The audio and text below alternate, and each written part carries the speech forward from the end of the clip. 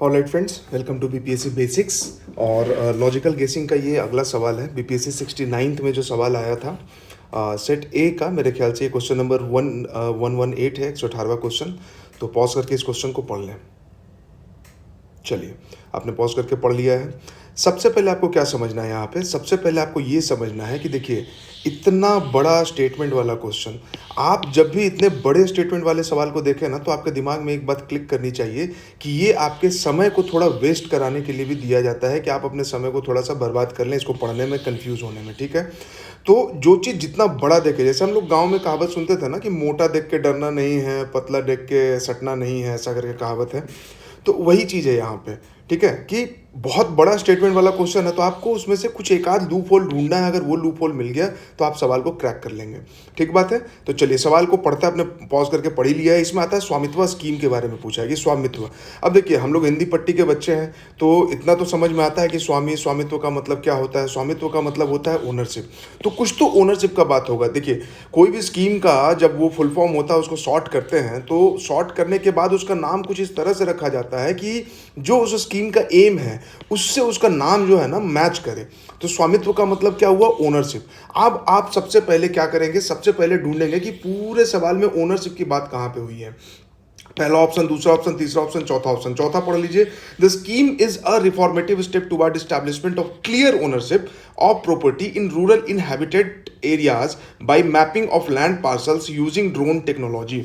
ठीक है, तो ये जो स्टेटमेंट है ना, ये बहुत बुकिश स्टेटमेंट है, बहुत प्लेन स्टेटमेंट है, सिंपल स्टेटमेंट है, और साथ ही साथ इसमें ओनरशिप वर्ड को यूज किया गया है। बाकी आप तीनों स्टेटमेंट में देखेंगे तो तीन स्टेटमेंट में कहीं पे भी ओनरशिप का बात नहीं किया गया है। तो जब आप इस स्कीम के बारे में नहीं जानते हैं, आपको क्लियर कट आइडिया नहीं है, जिनको है उनके लिए तो भाई कोई बात ही नहीं है, फिर तो आप सवाल को वैसे ही सॉल्व कर लेंगे। लेकिन जिनको नहीं पता है, जिन्होंने स्कीम को बहुत ज़्यादा नहीं पढ़ा है, तो इस चीज़ पे आप फोकस करेंगे कि क्या ये सही है कि नहीं।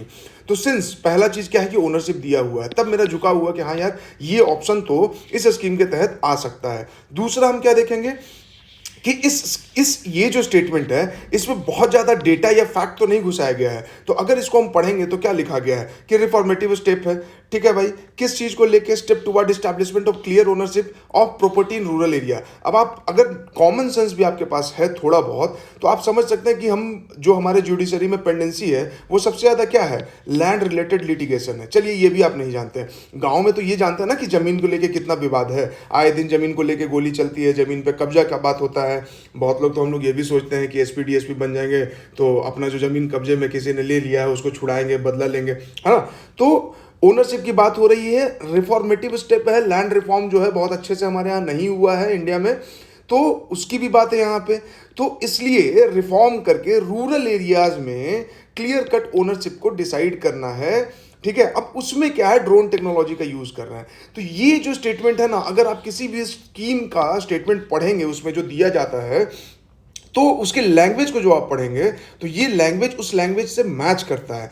और लैंग्वेज की बात क्यों कर रहे हैं? क्योंकि बहुत सारे सवाल में जब इस तरह का स्टेटमेंट हो ना, थोड़ा लंबा हो और आपको लगे कि अरे यार, इसमें तो कितना चीज लिख दिया, रिफॉर्मेटिव लिख दिया, ओनरशिप लिख दिया, रूरल एरिया भी लिख दिया है, लैंड पार्सल भी लिख दिया है, ड्रोन टेक्नोलॉजी भी लिख दिया है, तो हम तो बोलते हैं कि जिसमें बहुत सारा कॉम्प्लेक्स फैक्ट हो या बहुत सारी बातें की गई हो, तो वो गलत होता है। वो गलत तब होगा जब बाकी पैरामीटर्स को वो सेटिस्फाई नहीं करेगा। सबसे पहला पैरामीटर क्या है स्कीम को लेके? कि स्कीम का जो मोटो है उससे ये रिलेट कर रहा है, पहला। उसके बाद हम देख रहे हैं कि भाई इसमें जो लैंग्वेज यूज किया गया है, भले तीन चार बातें की गई है, लेकिन कोई भी बात ऐसा नहीं है जो एक्सट्रीम पे जा रहा हो। ठीक है, कोई भी एक्सट्रीम स्टेटमेंट नहीं दिया गया है, कोई भी फैक्ट नहीं दिया गया है कि 70%, 100%, इस तरह का बात नहीं किया गया है। तो इसलिए ये एक जनरल स्टेटमेंट है एज कंपेयर टू बाकी जो स्टेटमेंट्स हैं उससे। जैसे स्टेटमेंट 1 को आप देखेंगे तो इसमें central sector scheme under the ministry of mines. अब आप खुद सोच के देखिए कि अगर आपसे गलत कराना होगा तो क्या कर सकते हैं? या तो स्टेट की जगह सेंट्रल वर्ड यूज कर देंगे, और नहीं तो मिनिस्ट्री को बदल देंगे, मिनिस्ट्री कोई और होगा और यहां पे मिनिस्ट्री डाल देंगे। वैसे कॉमन सेंस यहां अगर आप देखें तो स्वामित्व स्कीम है। अगर स्टेटमेंट 4 सही है तो स्टेटमेंट 1 तो सही नहीं हो सकता है। क्यों?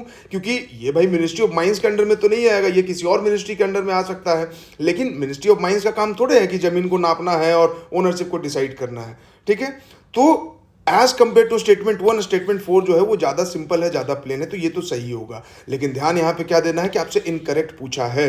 अगर 4 सही है तो 4 नहीं होना चाहिए। तो हम इस हिसाब से जाएंगे तो ऑप्शन ए और ऑप्शन डी खत्म हो जाएगा, क्योंकि इसमें 4 है। बचेगा हमारे पास 1 3 और 2 3। तो इससे क्या क्लियर हो गया कि तीसरा नंबर स्टेटमेंट जो है वो तो आंसर में होगा ही, यानी कि ये गलत है। ये जो डेफिनेशन दिया गया ये गलत है। क्यों? क्योंकि 1 3 और 2 3 बचा, जिसमें 3 3 दोनों में कॉमन है। अब मुझे 1 और 2 में डिसाइड करना है कि कौन सही हो सकता है और कौन गलत हो सकता है। अब 1 और 2 को आप पढ़ लीजिए। अगेन जो दूसरा स्टेटमेंट है वो लंबा चौड़ा है। क्या लिखा गया है? This scheme seeks to create geo positioning infrastructure like CORS network to benchmark the location and provides 5 centimetre level accuracy. ठीक है। अब इसमें देखिए क्या हो गया है कि इसमें एक चीज जहां पे आप फंस सकते हैं कि 5 सेंटीमीटर लेवल एक्यूरेसी की बात कर रही है। ठीक है। तो एक डेटा आ गया आपके पास। ठीक है। अब आप सोचेंगे कि डेटा आ गया तो ये ज्यादा गलत होगा, लेकिन इससे ज्यादा हार्ड कोर डेटा ये है ना। तो हम जो बात करते हैं ना कि हार्ड कोर डेटा जो है एचडी डेटा, तो अगर हार्ड कोर देखेंगे तो ये ज्यादा हार्ड कोर है और ये कम है। तो इन दोनों में से अगर मुझे किसी को चूज करना होगा कि कौन ज्यादा सही हो सकता है, तो ये ज्यादा सही होगा, क्योंकि इसका जो डेटा है वो कम हार्ड कोर है और ये ज्यादा हार्ड कोर डेटा यूज किया गया है। मिनिस्ट्री की बात की गई है। दूसरा बात, यहाँ 100 सेंटीमीटर एक्यूरेसी की बात नहीं कर रहा है, तो ये थोड़ा लॉजिकल लग रहा है कि जमीन को नापेंगे तो भाई 1 बीघा जमीन नाप रहे हैं तो 100% एक्यूरेसी से तो नहीं नापा पाएगा, तो कहीं तो 2-4-5% का जो है वो मार्जिन ऑफ एरर रह जाएगा। तो उस हिसाब से मुझे स्टेटमेंट 2 जो है वो यहाँ पे सही लग रहा है। 1 और 2 में जब कंपेयर कर रहे हैं, 3 का तो अपने को क्लियर हो ही गया था, 4 का भी क्लियर हो गया। अब 1 2 में मुझे चूज करना है कि कौन ज्यादा गलत हो सकता है, तो ये ज्यादा गलत हो सकता है, ये कम गलत हो सकता है। तो जब हम ऑप्शन को देखते हैं तो 2 3 और 1 3, तो इसमें हम 1 और 3 के साथ जाएंगे। तो आई होप कि ये चीज समझ में आया होगा आपको। नहीं समझ में आया आप वीडियो को रिवाइंड कीजिए, फिर से दोबारा देख लीजिए। ठीक है। और दिमाग में इस बात को आप रखिएगा कि ये जो लॉजिकल गेसिंग का जो टेक्निक आपसे डिस्कस कर रहे हैं, तो ये इसलिए नहीं डिस्कस कर रहे हैं कि आपको पढ़ना ही नहीं है या आपने पढ़ा है तो अपना पढ़ाई छोड़ के सिर्फ इस पर रिलाई करना है। ये किस लिए है कि अगर आपने 70 क्वेश्चन सॉल्व कर लिए है, अब आपको 20 25 30 क्वेश्चन और सॉल्व करने हैं, तो वो 20 25 30 क्वेश्चन कैसे सॉल्व करेंगे, यही टेक्निक आपको लगाना पड़ेगा। अगर आप नहीं लगाएंगे तो सिर्फ और सिर्फ अपने इंफॉर्मेशन और नॉलेज के बेसिस पे आप 95 या 100 नंबर नहीं ला पाएंगे। ये तो अवश्यम भावी है, ये होगा, ये आप एग्जाम के डे आपको ये बात समझ में आएगी कि आप 70 सॉल्व कर लेंगे, लेकिन 20 से 30 क्वेश्चन आपको जो और एक्स्ट्रा सॉल्व करने हैं उसके लिए आपको लॉजिकल गेसिंग लगाना पड़ेगा। तो इसलिए आप इसका फायदा उठाएं। और दूसरी बात कि दोस्तों के साथ जरूर शेयर करें। अगर आप शेयर करेंगे तो मोटिवेशन मिलेगा तो ग्रेजुअली बहुत सारी टेक्निक्स है जो आपके साथ डिस्कस किया जा सकता है। Thank you very much. Signing off BPSC basics.